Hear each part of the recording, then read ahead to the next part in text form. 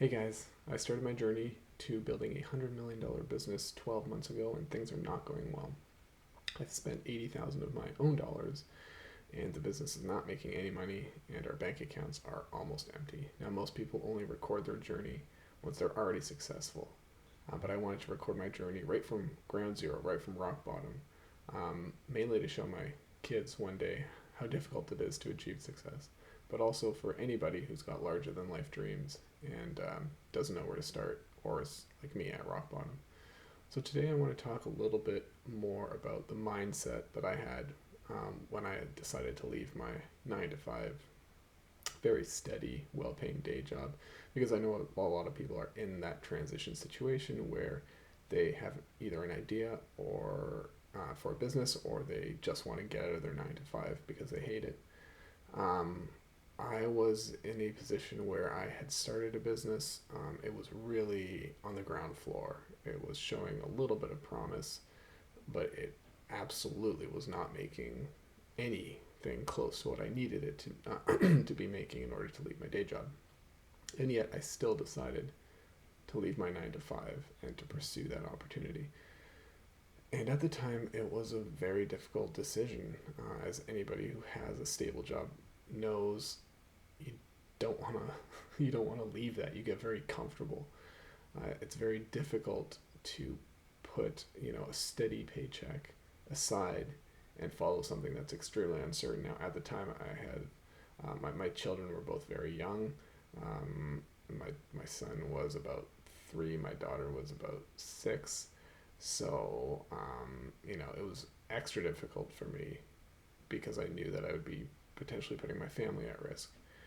The other thing is that I had been in the same job for about 15 years and I was building towards a pension and towards a situation where I could actually start, collecting quite a large amount of money by the time I reached the age of 43, which was about 10 years away at the time.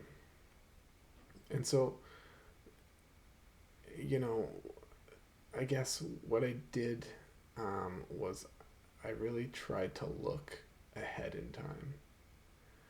I tried to look about 10 years ahead, which was how long I had left on my contract before I could collect my payout. I looked 10 years down the road and I said, what could I build in the next 10 years if I really dedicate myself to it? Could I build the company that I want to build given, the next 10 years of pure focus? And my answer was, of course, yes. Like if I stay in my day job, I have no opportunity to put the time required um, into my business to build it the way that I want it to be built.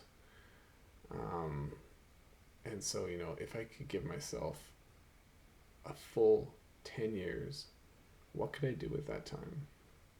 The second thing that I asked myself was, again, looking 10 years into the future, how much harder is it going to be for me to start building the life I want if I wait 10 years?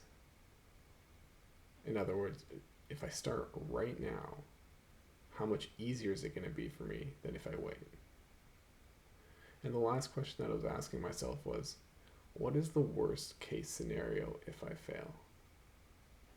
And to be totally honest, I mean, at the time it feels like, oh, I'm basically going to die because I won't have an income, my family won't have food, we're going to be on the street.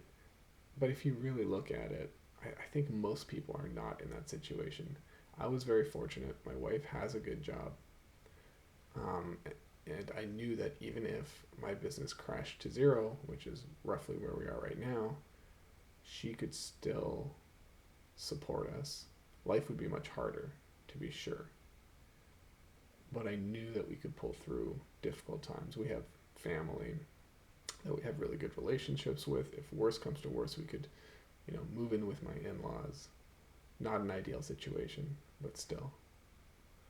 And so I think, the ability to think in extremes in situations like these is really helpful.